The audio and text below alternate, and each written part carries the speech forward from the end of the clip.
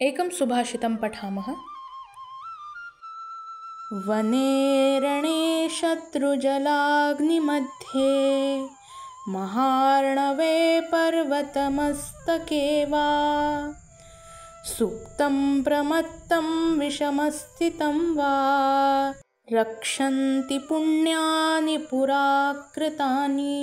याचा अर्थ असा की जंगलात असो, रणभूमीत असो, शत्रू पाणी किंवा अग्नी यांच्या घेऱ्यात असो, विशाल समुद्रात किंवा उंच पर्वताच्या शिखरावर असो, झोपेत असताना, व्याकुळ अवस्थेत असताना किंवा एखाद्या बिकट संकटात अडकलेला असताना देखील पूर्व केलेली पुण्यकर्म अथवा शुभकर्म ही फळास येतात आणि हीच पुण्यकर्म त्या व्यक्तीचे रक्षण करतात।